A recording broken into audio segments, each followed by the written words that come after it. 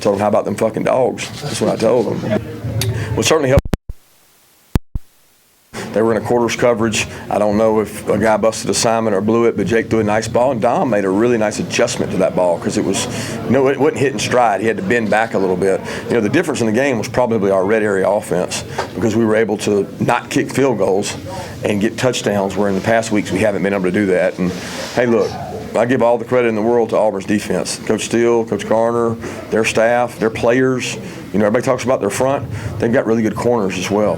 But one of the biggest things is we got to get better offensively. I mean, that's a good defense, but we got to get better offensively because we got to be able to sustain drives. We got to be able to get the plays equaled out. They had tremendous more plays than we did, and it probably took a toll on the defensive guys. Regardless of what happens, you guys are in Atlanta in the SEC title game. Just that accomplishment, three years in a row, that hasn't happened since Florida in the '90s. Yeah, we got to get ready for Texas A&M. Jake Camarda, throughout the game, really a guy that struggled in a big game against Notre Dame. You stood behind him today. He had some big flips. How big were those kicks? Man, he hit the ball good. I mean, a couple of them didn't turn over, but I don't even know, what was his average, 50? He was hitting bombs. I thought it was incredible. I hope he never has to punt 11 times in a game again, but other than that, he punted the ball really well. Kirby, can that timeout that they used at half, I mean, you're on your 19, I think Swift gets 5 yards, they burn a timeout because they're wanting the ball back.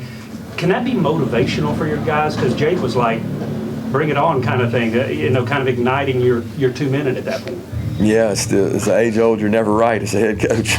Because you danged if you do, danged if you don't. Good news is he took it out of my hands. I didn't have to. So when he did that, it made it a lot easier on me because they'd probably been booing me if I didn't call a timeout. So it's one of those, you're playing cat and mouse. You're trying to gain another possession but not give another possession.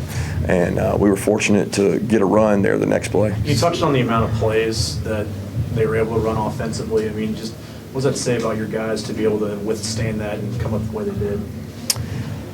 Says we better get them back and ready for another war because we're tired. It was a tired football team. What was it, 86? Is that right? 86 snaps, and that's not. I mean, that's the old Auburn with the tempo, and you play all those snaps, and then for us, when we're really efficient on third down, offensively and defensively, we don't play all those snaps. But some of that's our own fault. We didn't get off the field on third down. We let drives keep going, and give them credit. They did a good job. But you can't play 86 snaps on defense and be successful. So did Cager have a re-injury early in the game? Yeah, he just banged up. He took a shot, and it bothered him. And I say a shot. He shot to the area, not a shot on one of the first. I think it's the first play of the game. Maybe he took a shot and it started bothering him. That class of 2017 with DeAndre and Jake and all that was, this 3-for-3 in SEC East titles. Like, what has it been like for you watching them grow from, they were that recruiting class of savages, and now they're the foundations of a 3-time SEC East champion team? Yeah, I'm really proud of them. I'm proud of that whole class. They've done a great job, and we're getting ready for Texas A&M.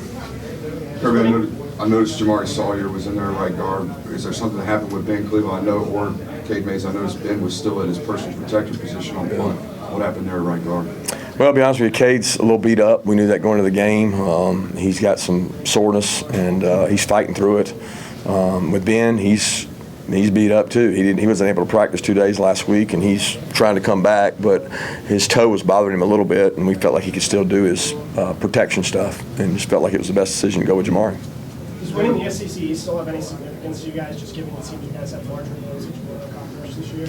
Oh, there's always significance, yeah. I mean, there's significance to coming here and beating a ranked team at their place in an unbelievable environment. There's a lot of significance to that and the East. But we're worried about Texas A&M. Big play by David Marshall Which one? in the second quarter.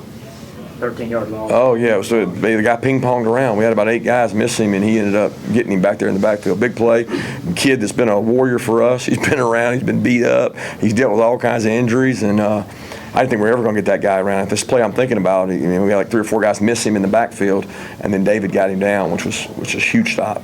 I know you probably got to watch the film, but your offensive line against their defensive line was something everybody wanted to see. Yeah. How do you think you guys fared? I mean, rush for 141, that's tough to do against those guys. I'm going to be honest with you. You go ask anybody else in the SEC if you can rush 36 times and get 141 on Auburn. It's not easy doing that. The difference is some of the teams don't have to rush it. They just throw it every down on them. So, I mean, those guys are physical. Our guys, I thought, matched up well. We got a big offensive line. I don't know how we did pass pro. Did we give up any sacks? I think one early, and Jake threw a couple of them away that we had some pressure, and I mean they got good players too. We just got to keep getting better, and we'll continue to do that. Kirby, you guys had a game offensively where it was almost like every time you got going, you scored, but a lot of times where you didn't. What do you think kind of led to the downside of that, the glass half empty side of that? I think it's more to do with getting a play to get you started. I mean, when we got started, we did pretty well. You know, we tried to go tempo on them some because, you know, it had affected them. Other teams had gone tempo and hurt them. Well, we actually went tempo and it probably hurt us because we had about 3 times on second down that we went tempo, we went tempo first down and ended up second 10. You know, but you're trying to be aggressive. You're trying to wear them down. You're trying to change it up, mix it up. Look, they got good players, and at the end of the day, we got to get better offensively to get where we need to go. Kirby, notwithstanding some of the fourth quarter there, it seems like you guys have played some of your best football in the biggest games in the toughest moments. What do you think that says about you guys in terms of the level that you can get to and sort of answering the call that you have to answer? I'd rather be that way than the other. You know, I'd rather answer the call than not answer it, but I'm just looking for consistency. You know what I mean? I feel like we have some good players, and they play better when their back's against the wall. But that's not what it should be, right? It should be you play your best all the time, not when you get your backs against the wall. And we're just looking to get more consistent and not put ourselves, like why do we have to be in that situation in the game? Well, because we lost momentum. We weren't able to move the ball, and they got momentum back, and we couldn't turn it until the punt and the stops.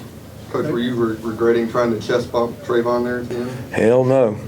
I chest bumped Trayvon all day. I thought I might lose an ACL, but I was committed to it.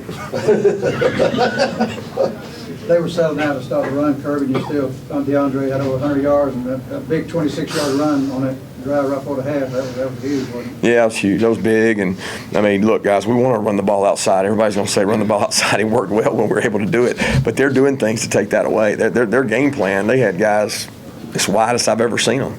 And they were not going to let you get out there at times. And when we did, we had success.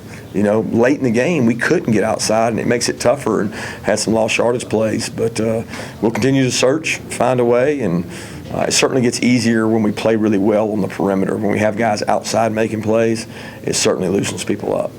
What are your thoughts on kind of the passing game tonight? And, I mean, it seemed like they did a really good job covering you guys. And, yeah. I mean, everything was bang out there. Yeah, they got good corners. That's what I'm saying. It wasn't so much the pass rush to me. Like, they have really good pass rush. I watched these guys play LSU. So Auburn's defense playing LSU, who's got one of the best passing attacks in the country, they covered them. They put people on them and covered them. 23 is a good football player.